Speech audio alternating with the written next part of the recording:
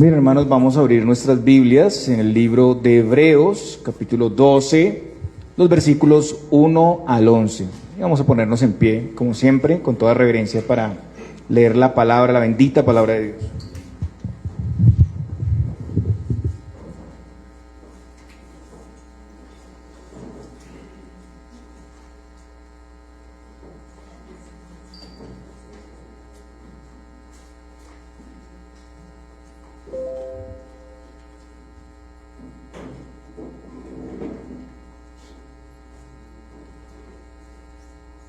Vamos a esperar que todos estemos ahí en el libro de Hebreos, los niños también con sus Biblias.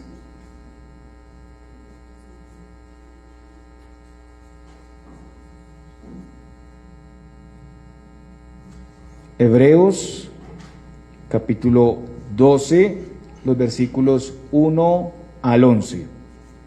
Por tanto, nosotros también, teniendo en derredor nuestro tan grande nube de testigos, despojémonos de todo peso y del pecado que nos asedia, y corramos con paciencia la carrera que tenemos por delante, puesto los ojos en Jesús, el autor y consumador de nuestra fe, el cual, por el gozo puesto delante de él, sufrió la cruz, menospreciando el oprobio, y se sentó a la diestra del trono de Dios. Considerad aquel que sufrió tal contradicción de pecadores contra sí mismo, para que vuestro ánimo no se canse hasta desmayar. Porque aún no habéis resistido hasta la sangre combatiendo contra el pecado, y habéis ya olvidado la exhortación que como a hijos se os dirige, diciendo: Hijo mío, no menosprecies la disciplina del Señor, ni desmayes cuando eres reprendido por Él, porque el Señor al que ama disciplina y azota a todo el que recibe por hijo. Si soportáis la disciplina, Dios os trata como a hijos, porque ¿qué hijo es aquel a quien el Padre no disciplina? Pero si se os deja sin disciplina, de la cual todos han sido participantes, entonces sois bastardos y no hijos. Por otra parte, tuvimos a nuestros padres terrenales que nos disciplinaban y los venerábamos. ¿Por qué no obedeceremos mucho mejor al Padre de los Espíritus y viviremos? Y aquellos ciertamente por pocos días nos disciplinaban como a ellos les parecía, pero para lo que nos es provechoso, para que participemos de su santidad. Es verdad que ninguna disciplina al presente parece ser causa de gozo, sino de tristeza, pero después da fruto apacible de justicia a los que en ella han sido ejercitados. Oremos. Padre Celestial, queremos darte gracias por hablar a nuestras vidas por tu palabra, y queremos suplicar que podamos retenerla, que podamos recibirla, Señor, ponerla por obra, que podamos ver tu evangelio, tu gracia, Señor. Te lo pedimos en Cristo Jesús. Amén. Podemos sentarnos, hermanos.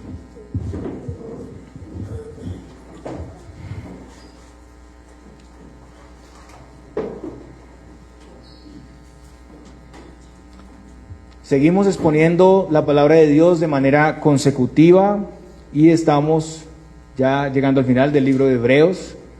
Recordemos que el autor escribe esta palabra de exhortación a los hebreos porque en su peregrinaje cristiano ellos se habían vuelto más bien negligentes, inconstantes. Tiempo atrás ellos habían tenido un buen testimonio, pero ahora estaban más bien estancados, sin disposición de perseverar, de seguir constantemente la carrera, y estaban a punto de apostatar, de dar un paso atrás, de abandonar la fe cristiana. Por esa razón el autor en este libro les presenta la supremacía de Cristo y su obra, y los llama a mirar al Señor Jesús para perseverar con toda paciencia para llegar a esa meta que el Señor nos ha trazado.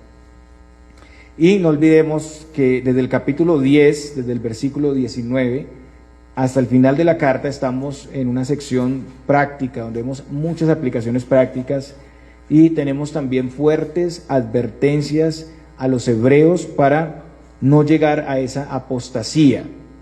Y el autor finaliza el capítulo 10, si ustedes van ahí, se dan cuenta que está comparando la vida cristiana con una carrera atlética donde se debe correr con confianza, con esperanza en el galardón que vamos a recibir, con paciencia, obediencia y una perseverancia constante. Después en el capítulo 11, que ya lo vimos, se presenta una serie de ejemplos de personas que vivieron la vida de la fe y tuvieron la victoria. En esos versos vimos que el autor expone lo que es la fe y lo que hicieron varios personajes por medio de la fe. Y esa fe se nos presenta no como algo inalcanzable, sino como la fe de todos los hijos de Dios. Entonces nuestros antepasados ya corrieron esa carrera, ahora nosotros estamos en la misma carrera, pero incluso con provisiones, con bendiciones que son mucho más plenas porque tenemos el cumplimiento en Cristo ya realizado, ya Cristo vino, ya murió en la cruz. Entonces, teniendo esa plenitud, estamos llamados a una mayor responsabilidad en esa carrera de la fe. Y llegamos al capítulo 12, donde se continúa hablando de esa provisión y bendición en Cristo. Entonces, el día de hoy vamos a ver un solo punto, el llamado a continuar eficazmente la carrera hacia la meta en Cristo. Y vamos a ver ahí cómo se nos llama a despojarnos de todo peso, a correr la carrera con paciencia, a depender de Cristo y su obra. Vamos a hablar sobre la lucha sacrificial contra el pecado, sobre tomar con seriedad los llamados y la disciplina del Señor. Versículos 1 y 2 dice: por tanto nosotros también, teniendo en derredor nuestra tan grande nube de testigos, despojémonos de todo peso y del pecado que nos asedia, y corramos con paciencia la carrera que tenemos por delante. Puesto los ojos en Jesús, el autor y consumador de la fe, el cual por el gozo puesto delante de él sufrió la cruz, menospreciando el oprobio, y se sentó a la diestra del trono de Dios.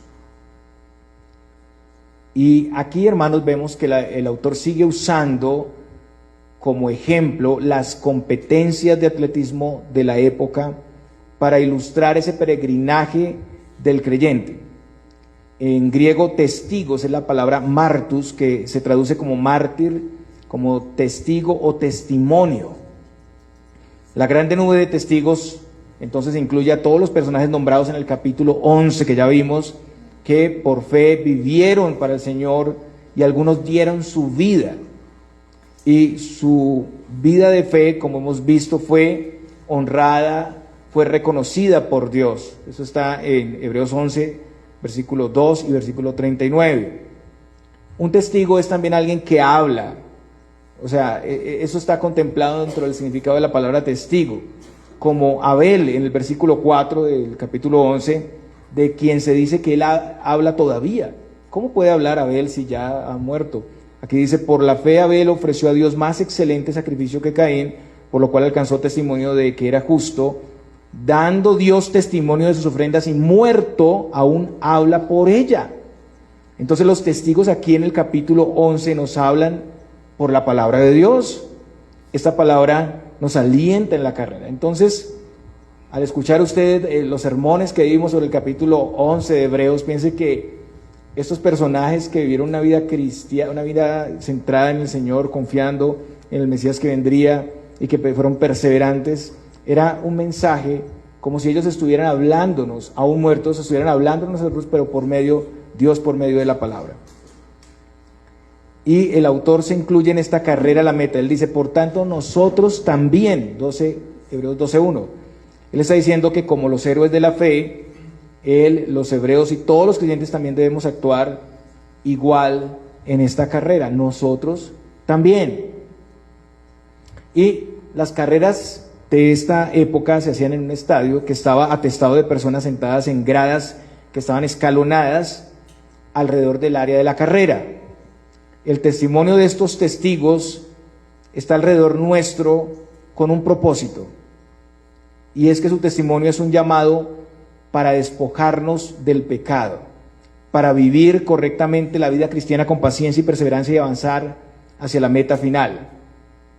Y para eso estamos llamados a dejar atrás todo lo que nos estorba para vivir la vida cristiana, lo que no nos permite avanzar bien.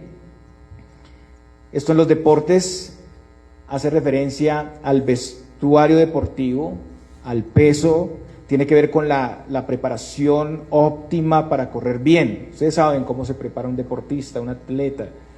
Si un atleta usa una toga o usa un vestido así de paño, de corbata para correr, pues se va a enredar, no va a poder correr bien, va a tener un peso inadecuado. Hay ropa, hay calzado especial para un atleta. También el atleta tiene que ejercitarse, debe tener un peso adecuado para tener un mejor rendimiento en la carrera. Hay una dieta, hay unas comidas que debe comer, no puede comer todo para estar listo para la carrera. Todo eso implica previsión, entrenamiento, disposición. Pablo dice lo mismo a los corintios y hace la misma comparación, porque esto era muy común en ese tiempo. Y Pablo habla de los juegos ísmicos, que era cerca a Corinto. Y en 1 Corintios 9:25 dice: todo aquel que lucha, de todo se abstiene, ellos a la verdad para recibir una corona corruptible, pero nosotros una incorruptible. Note que dice: de todo se abstiene. Hay un entrenamiento especial, hay cosas que sacrificar. La previsión y el entrenamiento implican sacrificio, esfuerzo y algunos cambios. Si anhelas la meta, te abstienes, te preparas y haces todo lo necesario para alcanzarla. Hay muchas cosas que pueden limitar el avance, ustedes saben. Pueden ser las situaciones de la vida, puede ser el mismo trabajo, cosas buenas también. El mismo trabajo, las preocupaciones, el desorden en el tiempo, la falta de disciplina, el mismo descanso y recreación. Nosotros hacemos todo lo necesario para alcanzar las metas de la vida. Nos afanamos, hacemos sacrificios para nuestro futuro, para nuestra estabilidad, invertimos en nuestra carrera, en nuestro trabajo, pero cuando estamos llamados a la carrera de la fe, parece que es como algo secundario, como algo que no importa. ¿Cuánto nos cuesta preparar y hacer cambios para nuestra estancia y avance en la fe? Todos nosotros estamos llamados a hacer todo lo necesario para quitar lo que no sirve, lo que es un obstáculo. Y usted tiene que revisar qué es un obstáculo en su vida, porque son cosas muy particulares en cada uno. Para regular las cosas en nuestra vida de tal modo que estemos livianos para avanzar en la vida cristiana. Pensemos y evaluemos. ¿Qué razones tenemos para no tener tiempos devocionales, por ejemplo? ¿Cuáles son los argumentos que tenemos? No, hay muchas cosas que hacer, el trabajo, me levanté tarde, entonces no alcanzo. Y bueno, hay que regular eso para correr bien la carrera. ¿Qué razones tenemos para no asistir regularmente a la iglesia? Muchos se han ausentado por mucho tiempo. Piensan que no pasa nada. Pero es algo grave ausentarse de la iglesia, de la comunión con el Señor, con los hermanos, del sacramento, dejar de tomar el sacramento un domingo. Eso es importante, hermanos. Es el alimento en medio de la carrera con la palabra y el sacramento para seguir adelante. ¿Qué razones tenemos para no asistir regularmente a la iglesia? Hay razones, de hecho, verdaderas, pero hay razones que justificamos. ¿Qué razones tenemos para no participar en los tiempos de oración y discipulado? Pensemos si son razones válidas, si estamos interponiendo un peso innecesario que nos impide correr más eficazmente la carrera de la fe. Pero si seguimos en los mismos hábitos, si no hacemos nada para prever nuestro buen avance en la carrera, de seguro nuestro avance va a ser muy limitado, muy limitado. Y puede haber peligro de que ese peso nos aplaste. Ese peso que nos estamos poniendo para la carrera, que es inadecuado, nos puede aplastar y nos puede dejar descalificados de la carrera. Y además del peso, también debemos despojarnos del pecado. Miren, acá estamos hablando de la preparación solamente, de organizar cosas, de prever cosas para no tener ese peso que no nos deja caminar bien. Pero ahora hablemos del pecado, que es también otro peso en cierta manera. El pecado que nos enreda, nos asedia.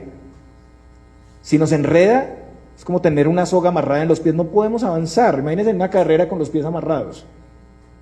Nos caemos y perdemos la carrera.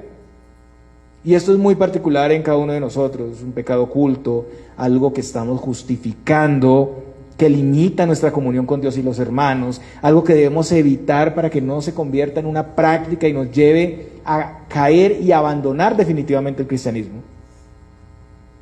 Recordemos que no podemos jugar con el pecado. La tentación es un asunto serio. Mientras estemos en este cuerpo vamos a tener diferentes luchas. Eso va a ser común todo el tiempo. Hasta que el último día, el último aliento que usted tenga, usted va a luchar contra el pecado. Hay una batalla espiritual, y usted lo sabe, entre la carne y el espíritu, y hay que despojarnos del viejo hombre y revestirnos del nuevo constantemente. Es necesario estar también alertas, prever para no entrar en tentación, porque una cosa es ser tentado y otra cosa es entrar en tentación, y es cuando ya la tentación está dentro de nuestro corazón y ya no hay forma. Es muy difícil escapar cuando la tentación ha entrado.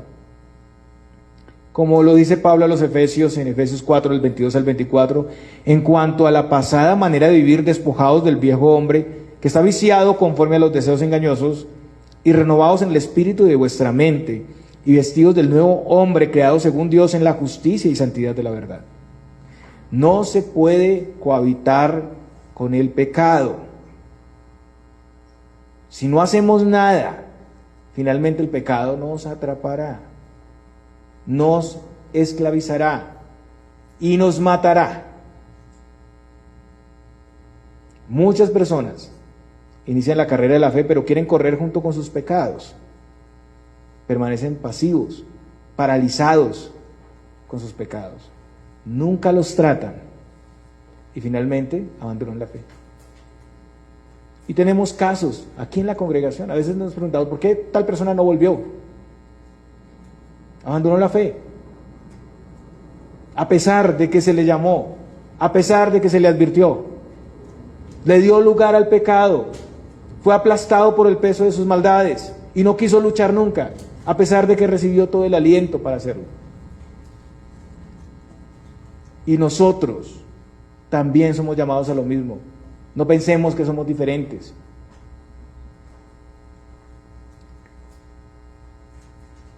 Las promesas, hermanos, que el Señor ha traído para nosotros deben animarnos para atacar y mortificar el pecado. Y Pablo dice, perfeccionando la santidad en el temor de Dios. 2 Corintios 7, 1 dice, así que, amados, puesto que tenemos tales promesas, limpiémonos de toda contaminación de carne y de espíritu, perfeccionando la santidad en el temor de Dios. Y de nuevo el autor vuelve y dice en el versículo 1, 12:1, y corramos con paciencia la carrera que tenemos por delante. Entonces tenemos una carrera que debe ser corrida de una manera, con resistencia, y esto es constancia alegre. También se traduce como perseverancia, esa paciencia. Y hay que estar corriendo la carrera, no desistir, no cesar, porque el propósito es llegar a la meta. Pero realmente estamos corriendo la carrera como si quisiéramos llegar a la meta. No, pues la salvación es por gracia, Dios me tendrá que llevar. Algunos piensan así, pero recuerden que eso está atado a los medios que el Señor ha dado. Si usted no persevera, usted se queda atrás. Y no es que se pierda la salvación, es que tal vez no la tiene nunca la tuvo. Imagínense a un atleta que en plena competencia se detiene a descansar, o un atleta que por un momento deja de correr y empieza a caminar. De seguro se va a quedar de la carrera, se va a quedar atrás. Pero el buen atleta corre a un buen ritmo, no desmedidamente, sino que regula su fuerza y su energía para un mayor rendimiento. Va a un ritmo, pero es un ritmo inteligente, sabio. El creyente debe avanzar constante y progresivamente a esa meta. La meta no se conseguirá al instante, sino que es una carrera de toda nuestra vida. Cuando tengas victoria en un área, habrá otra, y tendrás que seguir avanzando. Pero la promesa es que un día vamos a ser glorificados. Y también se nos muestra que la única manera eficaz de vivir la vida cristiana es poner toda nuestra atención en el Señor Jesús y su obra. No podemos distraernos, no podemos mirar a otro lado. La meta es lo que debe motivarnos. Él es el autor y consumador de la fe. ¿Qué quiere decir eso? Quiere decir que el Señor Jesucristo fue el primero en correr esta carrera perfectamente y lo hizo por el gozo puesto delante de Él. O sea, Jesús sufrió la agonía para obtener la gloria y el gozo que Dios le daría. Él soportó la cruz. Él soportó obedientemente la agonía de esa muerte confiando en el Padre. Él, aunque pudo negarse a esta gran humillación, no tuvo en cuenta su vergüenza. Fue despojado de su ropa, expuesto en ropa interior prácticamente en una cruz para que todo el mundo lo viera y se burlara de él. Fue escupido, tratado como un criminal. Pero no dejó de hacer la voluntad del Padre y confió en Él hasta la muerte y consiguió la victoria. Resucitó y se sentó a la diestra de Dios. Él venció y ahora Él asegura al creyente la provisión en esta carrera a la meta. Jesús, hermanos, no está en la lista de los héroes de la fe en Hebreos capítulo 11. No está como uno de los testigos, sino que aquí es puesto como el ejemplo máximo, el ejemplo perfecto. Ninguno de la lista se compara con Jesús, ni ninguno de nosotros. Él es el autor de la salvación y Él es el que perfeccionará a los que han puesto su confianza en Él. Él es quien cumplió, el que completó, el que logró la meta más alta de la fe. Y Él a su tiempo llevará nuestra fe a su cumplimiento pleno. Como lo dice Filipenses 1:6, estando persuadido de esto, que el que comenzó en vosotros la buena obra la perfeccionará hasta el día de Jesucristo. Él es el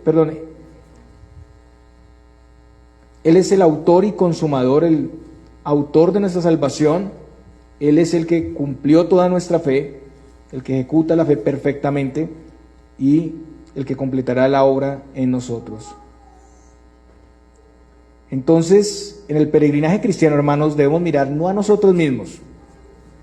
Tampoco podemos enfocarnos en las circunstancias, sino que debemos mirar a Cristo, es lo que dice aquí. ¿Y qué debemos mirar de Cristo? Debemos mirar su paciencia y perseverancia ante la persecución por la verdad, ante el rechazo y las burlas que trae a hacer la voluntad de Dios.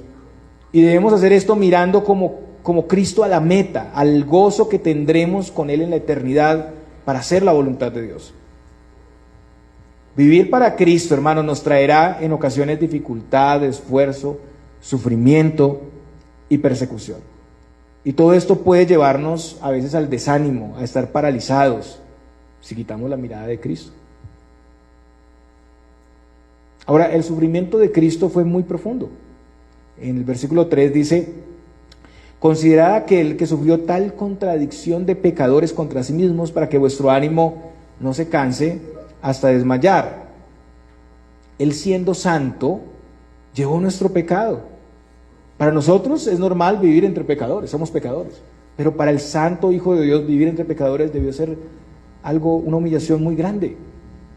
Pablo dice a los Corintios en 2 de Corintios 5:21: al que no conoció pecado, por nosotros lo hizo pecado, para que nosotros fuésemos hechos justicia de Dios en él. Él fue entregado en manos de hombres pecadores. Él vino a su pueblo, pero los suyos no le recibieron. El mundo le odió y el mundo también nos odiará a nosotros, a los que le sigamos, a los que vivamos para Él. Nuestra motivación y fuerza en el avance de la vida cristiana viene siempre al poner nuestra atención en el cumplimiento perfecto de la obra de Cristo y en el padecimiento profundo de Cristo en relación al pecado nuestro.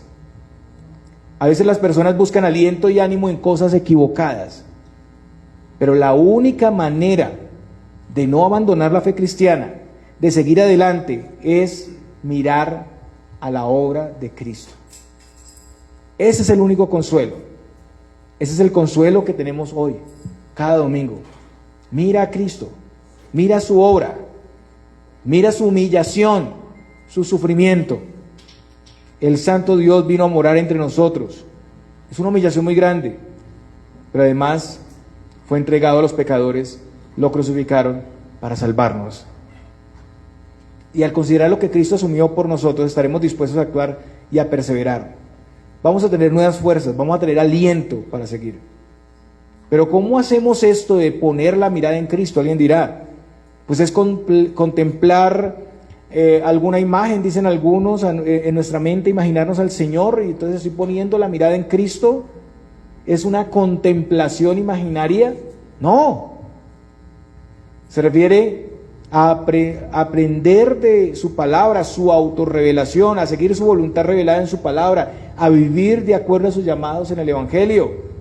Tiene que ver con los medios de gracia, con la palabra, los sacramentos, la oración, el culto. No es solo una contemplación, es una vida consagrada al Señor. Es pasar por el Evangelio de Cristo todos y cada uno de los aspectos de la vida. Es apropiarse de la provisión de Cristo y vivir en Cristo. Hay personas que quieren la meta, pero no quieren mirar a Cristo de esa manera. O dicen, yo sí miro a Cristo, pero están imaginando solamente una contemplación lejana. No tienen relación con la palabra, ni siquiera la leen entre semana, no oran. No tienen interés en Cristo, pero quieren la vida eterna. No dependen de Él, subestiman sus medios, viven una vida religiosa, miran a sí mismos y están desanimados. Es lógico, están desanimados, tienen que estarlo. Si no miran a Cristo. Pero no hay otra forma de tener aliento, hermanos, y ánimo en la vida cristiana que mirar y considerar a Cristo. Entonces, hermanos, aquí el autor lleva a los hebreos y a nosotros para ver que otros ya corrieron esta carrera y llegaron a la meta.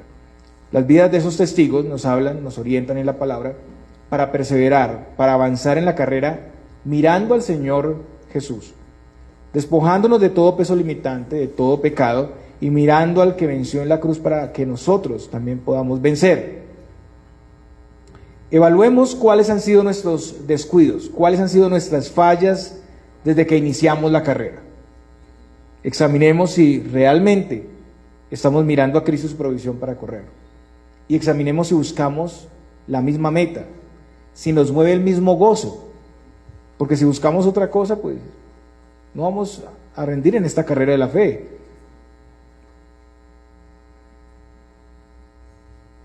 Ese gozo realmente, esa expectativa en el Señor hace que las dificultades de esta vida se disipen. No es comparable lo que tenemos aquí de dificultad con el gozo que tendremos en la vida eterna. Y el autor, que es un pastor y conoce la vida de sus oyentes hebreos, les exhorta diciendo en el versículo 4, porque aún no habéis resistido hasta la sangre, combatiendo contra el pecado. Y ahora el autor, en su comparación, su metáfora, pasa a hablar de otro deporte, ¿no? Posiblemente ya no es el atletismo, sino es la lucha o el boxeo, que era algo común en este tiempo. En este deporte, cuando el combate es muy fuerte, pues hay golpes, hay derramamiento de sangre y a veces hay muerte. En primer lugar, esta metáfora es usada para explicar la lucha que el creyente debe tener con el pecado. Y recordamos aquí las palabras del apóstol Pablo en 1 Corintios 1, 26 al 27. Así que yo de esta manera corro, no como a la aventura. De esta manera peleo, no como quien golpea al aire, sino que golpeo mi cuerpo y lo pongo en servidumbre, no sea que habiendo sido heraldo para otros, yo mismo venga a ser eliminado. Entonces, aquí el luchador, el boxeador, se esfuerza para lograr una buena condición y para eso tiene que hacer muchos sacrificios, tiene que prepararse. ¿Y cómo es la lucha? Pues Pablo aquí explica, en la vida cristiana es una lucha con su propio ser, con su propio pecado. Él dice que él no golpea el aire, ¿no? O sea, los golpes no van al aire, sino que él golpea el blanco. ¿Y cuál es el blanco? El blanco es el mismo. Él golpea su cuerpo y lo pone en servidumbre.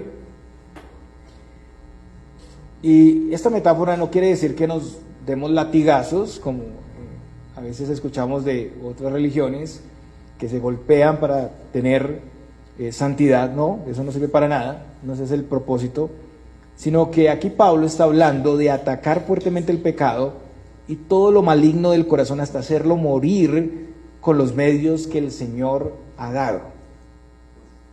Y esta es una disciplina constante. Lastimarse el cuerpo no sirve para nada, no trae ningún propósito, es un engaño. Realmente si estás pecando contra el Señor, lo que necesitas no son latigazos, no son golpes o magulladuras. Necesitas la palabra de Dios, necesitas obedecer al Señor, necesitas tratar contigo, hacer un esfuerzo por leerla atentamente, con conciencia y aplicarla en tu vida. Pablo dice en Romanos 8:13, porque si vivís conforme a la carne moriréis, mas si por el Espíritu hacéis morir las obras de la carne, viviréis. Hay que mortificar el pecado, hay que hacerlo morir, ahogarlo, destruirlo. Y es una tarea difícil, muy compleja. Primero tienes que identificar cuál es la razón de tu idolatría. ¿Qué es lo que estás adorando y sirviendo que es contra el Señor, contra la voluntad de Dios, y atacarlo? Pero hermanos, esto es cristianismo básico. Eso es cristianismo sencillo. Cualquier otra manera de atacar el pecado, el dolor, la tristeza, la ansiedad, no sirve para nada. Te va a dejar igual de vacío. Incluso disfrazarlo con religiosidad.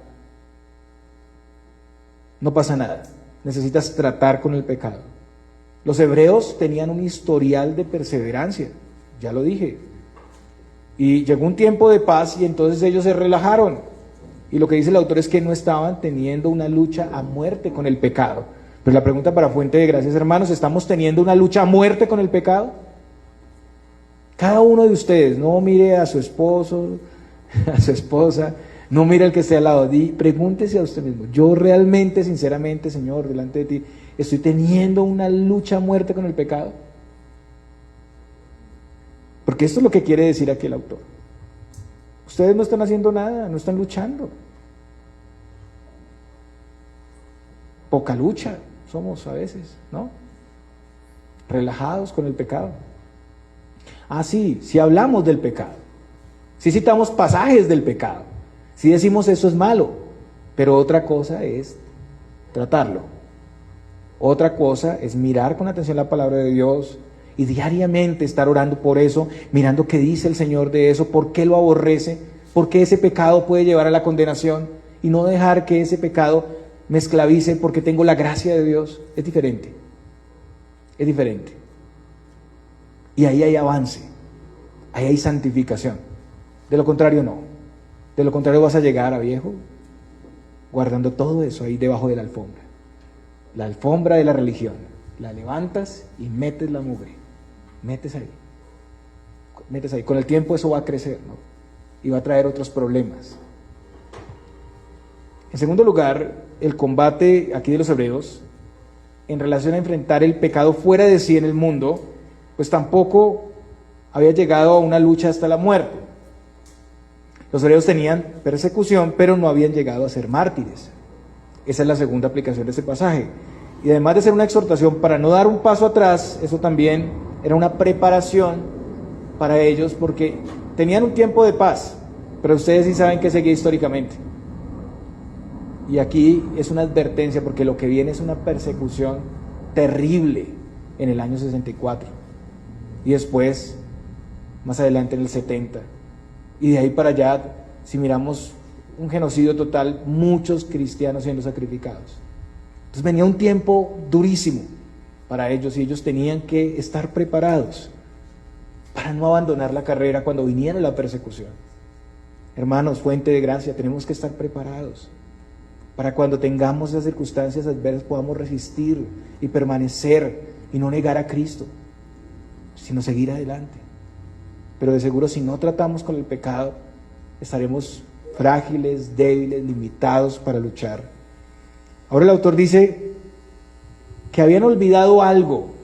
Versículo 5, y habéis ya olvidado la exhortación que como a hijos se os dirige diciendo, hijo mío, no menosprecies la disciplina del Señor, ni desmayes cuando eres reprendido por Él. Y aquí hace referencia a un pasaje en Proverbios del Antiguo Testamento, Proverbios 3 del 11 al 12. Era un pasaje conocido por ellos, es un pasaje conocido por nosotros, pero que no tomamos en cuenta como los hebreos. No estamos tomando en cuenta. En primer lugar, en Cristo Jesús, siendo justificados, el Padre nos ha adoptado como sus hijos y Él nos da un trato especial por ser sus hijos. Esa disciplina se expone y aplica por los ministros y se ejecuta en los llamados con la palabra y con las censuras, pero también esa disciplina viene o se ejecuta en la providencia de Dios. Y en general, hermano, la disciplina viene de Dios. Por eso no podemos menospreciarla, porque viene de Dios. Los hebreos y nosotros debemos ver el cuidado de Dios en la instrucción, como lo estamos haciendo acá, estamos recibiendo instrucción. En las censuras, cuando alguien es disciplinado y se le impone una censura, incluso en las diferentes situaciones adversas que el Señor trae para tratarnos, la providencia. Por ese estatus de hijos, ningún creyente debe menospreciar o tomar en poco la disciplina del Señor. ¿Y cómo se toma en poco o menosprecia la disciplina del Señor? Pues no aceptando los conductos de disciplina dados por el gobierno de la iglesia, no recibiendo la instrucción para cambiar en un área, justificando de diferentes formas el pecado, descartando todo propósito santificador y preservador en las cosas que nos pasan, en las cosas que vienen en la providencia. A veces no vemos esas situaciones como una disciplina del Señor, un trato del Señor, pero sí es verdad, Dios nos prueba. Dios probó a Abraham. Dios nos prueba, hermanos. Huyendo, abandonando la fe, como si alguien pudiera esconderse de Dios. Hay personas que piensan que si reciben disciplina en una iglesia se van a otra y todo está solucionado, pero no es así. Dios está en todas partes. Muchos aquí han sido disciplinados y se fueron para otras iglesias y dijeron: allá nos escondemos, allá nos camuflamos. Pero es que el Dios de aquí es el Dios de allá, es el Dios del universo. No se puede huir de eso, no se puede escapar de Dios.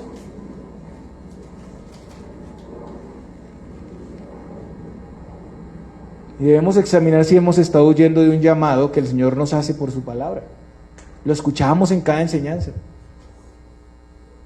Hace un tiempo, alguien que estaba fallando, había caído, me preguntaba sobre esto, sobre la disciplina, y yo le hacía consciente si no había escuchado la palabra de Dios en cada sermón.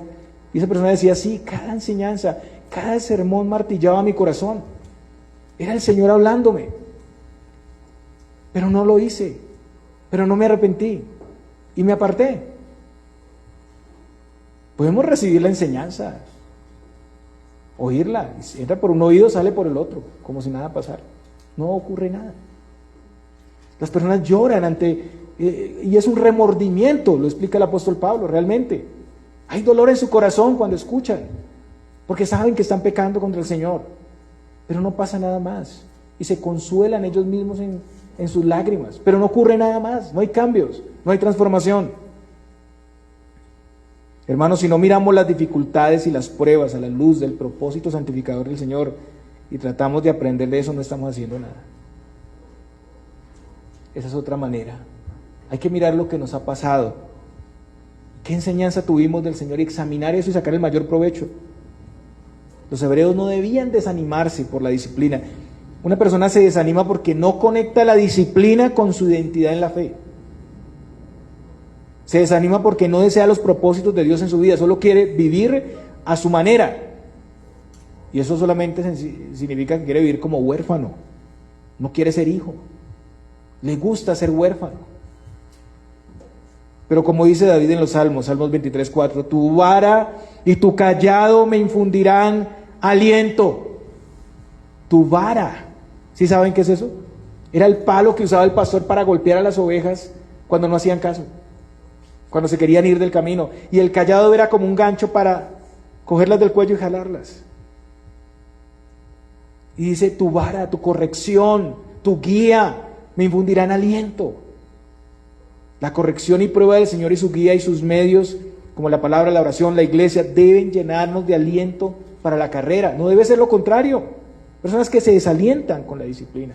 No debería ser así. Al principio hay un desánimo, pero después uno ve el fruto. La vara y el cayado solo pueden darnos aliento cuando comprendemos el propósito del Señor. Si usted no entiende nada de esto, ni para qué, ni por qué, usted va a tomarlo a mal. Usted va a decir: el pastor me tiene rabia, me está atacando, me tiene entre ojos. Dicen algunos: me tomó entre ojos el pastor, o el consistorio me tomó entre ojos. No, de ninguna manera. Versículo 6, porque el Señor al que ama, disciplina y azota a todo el que recibe por hijo. Es fuerte este lenguaje. Azota. ¿Cómo así que azota? Dios azota a las personas. ¿Cómo? Hermano, la disciplina es algo bueno, porque es para restauración y edificación. Gálatas 6:1 habla sobre eso. En el mensaje a la iglesia de la Odisea, en Apocalipsis 3:19 dice: yo reprendo y castigo a todos los que amo. Sé pues celoso y arrepiéntete. No es un misterio que Dios disciplina a la iglesia. La disciplina muestra el amor de Dios por el creyente, que como un buen padre desea que crezca, que sea transformado. Y esta es la diferencia. Los no creyentes son dejados en sus caminos, entregados a sus pecados, siempre van de mal en peor. Entonces la exhortación hace diferencia entre los que son hijos y los que no son hijos. Dios no disciplina a los impíos. Dios no disciplina a los impíos. Los que están y siguen en la fe a pesar de que les ha pasado de todo y que no entienden por qué, pero siguen perseverando, son hijos. Son hijos, son tratados por Dios y han recibido la fe para poder perseverar. No, es que me está pasando de todo, es el que Dios no me quiere. No, es todo lo contrario, Dios te ama. Y en medio de todo eso Dios te provee la suficiencia en medio de las difíciles circunstancias de la vida. Estamos en un mundo caído, tenemos pecado remanente en nosotros, este cuerpo. Tenemos un enemigo, Satanás, estamos en una batalla contra el mundo. ¿Cómo no vamos a sufrir? ¿Cómo no vamos a tener situaciones? Algunos enfermedades, dolores, cosas inexplicables, la pérdida de un ser querido. Muchas cosas, hermanos. Dios está ahí tratando con nosotros. No debe ser desánimo, porque tenemos lo suficiente para avanzar. En Juan 15, en la enseñanza de la vid y los pámpanos, vemos cómo el Señor es el jardinero que poda la vid para que dé más fruto. Él es el que está haciendo esa poda y es un proceso doloroso porque hay que quitar ramas, hay que reducir la planta. Y esa reducción no lo dice, no dice el pasaje cómo sea esa reducción, pero pueden ser esas providencias negativas, difíciles, esas pérdidas, enfermedades, situaciones inexplicables. Pero la poda está en manos seguras. La tijera está en manos del Señor y Él sabe dónde cortar. Él sabe qué hacer con nosotros, Él sabe qué quitar y qué poner. Y el propósito es que haya más fruto. Él quiere que lo que está bueno sea mejor. Las ramas secas y sin fruto que representan a los impíos no reciben ese tratamiento. Las que no dan fruto no tienen tratamiento, sino que son quitadas y son echadas al fuego. Entonces, hermanos, todos los creyentes están expuestos al trato de Dios. No dude que cada situación que Él ha traído a su vida es usada con un propósito sabio y bueno. Solo cuando nosotros entendemos esto podemos sacar más provecho de las pruebas y de las adversidades. No las miremos, repito, como algo negativo o como una maldición, sino como una gran lección que tenemos que aprender para crecer en nuestra dependencia, para ser más fieles, para perseverar más, para ser más parecidos a Cristo. Recuerden lo que dice Pablo en Romanos, y sabemos que los que aman a Dios, todas las cosas les ayudan a bien. Esto es a los que conforme a su propósito son llamados. Son diferentes en cada una de las pruebas, pero deben ser examinadas profundamente a la luz de su palabra para sacar mayor provecho. A veces las pruebas van a mostrar las maldades de las que no estábamos conscientes. Nos llevarán también a un conocimiento más profundo del ser de Dios y de su gracia. La prueba va a fortalecer nuestra lealtad, va a fortalecer nuestro amor al Señor, al prójimo. Versículo 7. Si soportáis la disciplina, Dios os trata como a hijos, porque ¿qué hijo es aquel a quien el Padre no disciplina? Pero si se os deja sin disciplina, de la cual todos han sido participantes, entonces sois bastardos y no hijos. Soportar la disciplina es evidencia de que somos hijos, porque el buen padre no deja sin disciplina a sus hijos. Un mal padre permite todo, maleduca a sus hijos, les deja hacer su voluntad, seguir sus caminos, les cubre todo. Y las consecuencias son catastróficas. El buen padre no hace eso. Y aquí en el versículo 7 hay una pregunta retórica. ¿Qué hijo es aquel a quien el padre no disciplina? Pues ninguno. La respuesta es ninguno. Y la disciplina no es algo extraño o lejano. En primer lugar, eso se puede evidenciar en la vida común, porque el autor dice, de la cual todos han sido participantes. Todos fuimos disciplinados en alguna manera por nuestros padres, lo sabemos. Entonces esto también es conocido. Y eso nos ayuda a seguir el camino correcto. En segundo lugar, el ejemplo que encontramos en todas las Escrituras. Si los hijos de Dios han sido tratados por Dios, y esto lo podemos evidenciar en múltiples ejemplos en la Escritura, ¿no debería ser extraño que los hebreos y nosotros siendo hijos estemos en el mismo marco? ¿Nos debería ser extraño eso? De ninguna manera, somos iguales. Hay un trato especial de Dios con sus hijos. Si no hay disciplina, el autor dice que no son hijos sino bastardos. ¿Y qué pasaba con los bastardos? No tenían derecho a herencia, eran una vergüenza para el padre, no tenían la instrucción cercana de un padre como los verdaderos hijos. Eso es un bastardo. Y aunque los hebreos habían creído y eran hijos, debemos entender que ellos estaban en un punto de decaimiento y desánimo. Ellos no estaban viviendo de acuerdo al propósito santificador de Dios en la disciplina, y por eso lo estaban tomando a la ligera. Y de seguir así terminarían por rebelarse completamente contra Dios, y eso mostraría que realmente nunca fueron hijos, porque esa es la consecuencia, que no son hijos. Pero también si no son hijos, no tendrán ni herencia ni salvación y quedarán expuestos a la condenación. Entonces este es un llamado preventivo para atender al Señor, para examinar en qué lugar, primero estaban los hebreos y en qué lugar estamos nosotros. Y también recordemos que en la iglesia visible pueden permanecer algunos que no son creyentes, y este es un llamado amoroso para venir a Cristo y para que sean tratados como hijos, para que no sigan viviendo como huérfanos. Ahora el autor sigue con su metáfora sobre los padres y los hijos, y esta vez se incluye en el ejemplo. Versículo 9. Por otra parte, tuvimos a nuestros padres terrenales que nos disciplinaban y los venerábamos.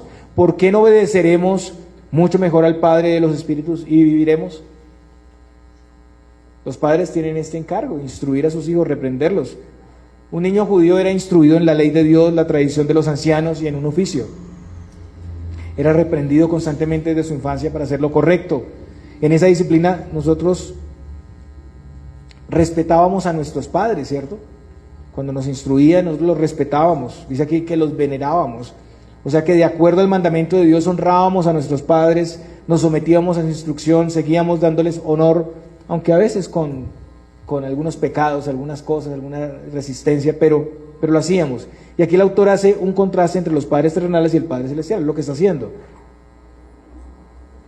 El propósito de los padres era conducirnos para ser buenas personas en la sociedad, ¿cierto? Pero hay un mejor propósito.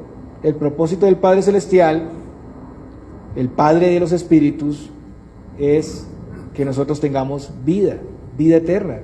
El sometimiento a la disciplina del Señor trae frutos muy gloriosos, incluye la vida eterna. ¿Qué más que eso? Versículo 10. Y aquellos ciertamente por pocos días nos disciplinaban como a ellos les parecía, pero para lo que nos es provechoso, para que participemos de su santidad. El tiempo de disciplina de los padres sobre los hijos es relativamente corto, porque ya los hijos crecen y se van de la casa y forman otros hogares, y la ejecución de la disciplina de Dios pues tiene una trascendencia hasta la eternidad. La disciplina de los padres no está exenta de errores. A veces los padres terrenales o son muy severos, o a veces son muy laxos y permisivos. A veces la disciplina no se aplica con sabiduría, se hace con enojo, con deseos de venganza, sin una examinación adecuada, sin instrucción en la palabra, sin conexión con el Evangelio.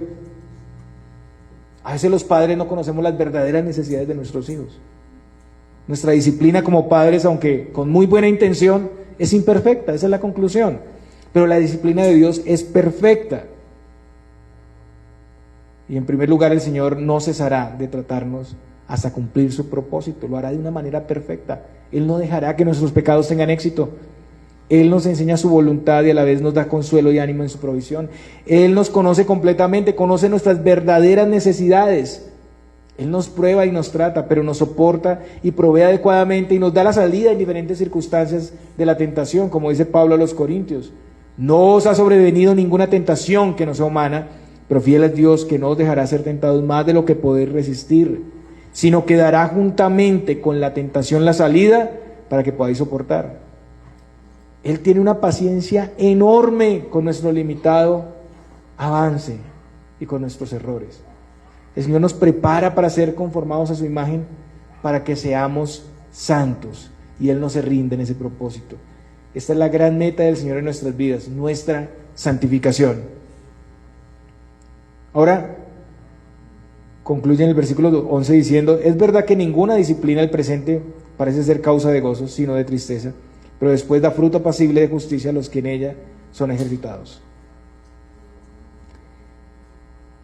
Cualquiera que sea el trato de Dios en cada persona, así como con nuestros padres al principio, la disciplina no nos gusta, no nos es agradable. Los niños saben que si hay disciplina van a experimentar dolor, tristeza y van a perder privilegios, ¿cierto? Lo mismo pasa con el creyente. Solo al final, cuando vemos el efecto del trato de Dios y comprendemos que hemos crecido, aprendido, que hay nuevos principios y estamos dando fruto, ahí hay gozo. Y yo creo que todos lo hemos podido experimentar en alguna medida, porque decimos: pudimos superar un área, pudimos crecer, tenemos paz en algún área. Es una cosecha apacible de justicia, dice aquí el autor. Hay paz con Dios, paz en nuestro interior por un área superada y un aprendizaje de la verdad. Entendemos lo que antes nos era nublado. Y hay justicia porque estamos haciendo la voluntad de Dios. Pero, hermanos, solo los que, como estos deportistas, han sido ejercitados en un entrenamiento constante por la disciplina, pueden recibir estos frutos. El que no lo hace, no verá frutos y seguramente está en peligro de ser descalificado. En conclusión, hermanos, este es un llamado para asumir el peregrinaje en la vida cristiana correctamente. El autor nos está convocando a mirar esos testimonios de los héroes de la fe como un llamado de la palabra para despojarnos del pecado y para avanzar con paciencia y perseverancia.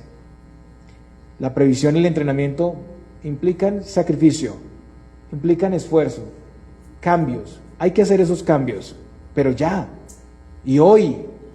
Hay que quitar todo lo que represente un obstáculo para la vida cristiana, antes de que eso se convierta en algo realmente grande y nos aplaste. Hay que despojarse constantemente del pecado que nos asedia antes de ser esclavizados y caer. Recuerden el texto: si tu mano te es ocasión de caer, es mejor quitarla, ¿cierto? Es mejor entrar manco al reino de los cielos, ¿cierto? Y no con las dos manos al infierno, parafraseando lo que dice ahí. Es una carrera de resistencia, de constancia alegre. Hay que regular las fuerzas, hay que avanzar con sabiduría.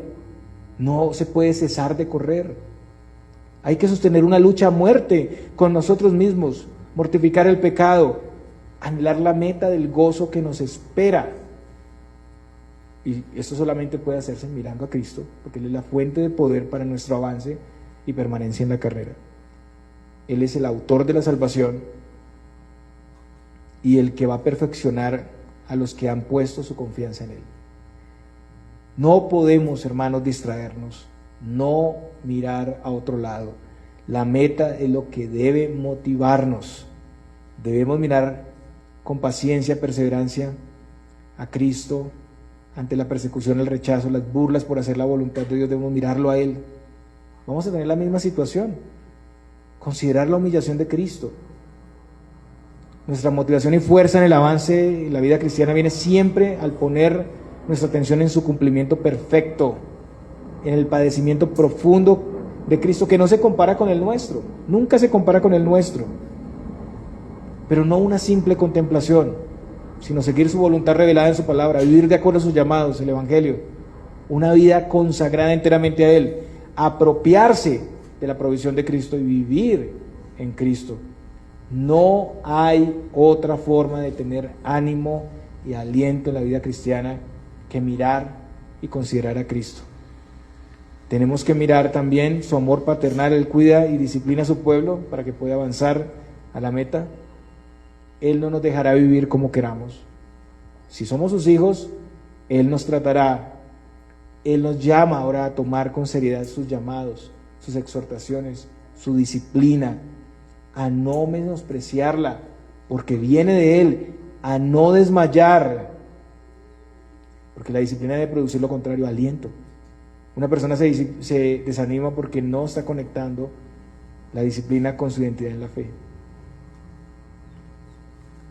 Necesitamos tomar aliento de esa vara y el callado del Señor, comprendiendo sus propósitos, su amor para santificarnos.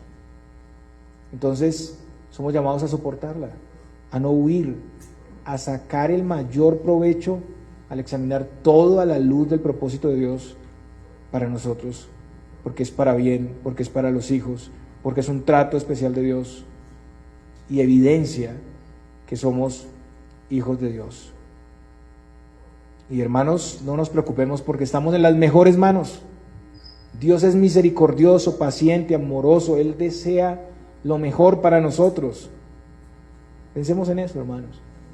En el próximo sermón vamos a continuar con este tema, pero vemos hasta aquí que el autor nos está dando la clave para correr eficazmente y ganar la carrera. Ese es un mensaje que queda en continuación, vamos a seguirlo viendo, pero esta es la clave. Ya empezamos a ver la clave para correr eficazmente la carrera. El autor, guiado por Dios, es como un entrenador deportivo que nos muestra lo que debemos hacer. Tenemos entrenador, nos está mostrando aquí el Señor por medio de este siervo qué es lo que debemos hacer, la manera en que debemos prepararnos, entrenar, correr, los ejemplos que debemos ver y seguir. Nos está guiando para tener la motivación correcta, la fuente y el alimento correcto en la carrera. Nos guía para asumir la carrera con concentración en la meta y nos muestra que el esfuerzo, hermanos, vale la pena, porque al final va a haber un fruto que ustedes no pueden ni imaginar, hermanos. Glorioso, glorioso. El Señor nos guíe, nos bendiga mucho y nos ayude para poder tomar en serio estas amonestaciones, estos llamados y aplicarlos hoy, hermanos, no mañana, hoy a nuestras vidas. El Señor les bendiga, hermanos.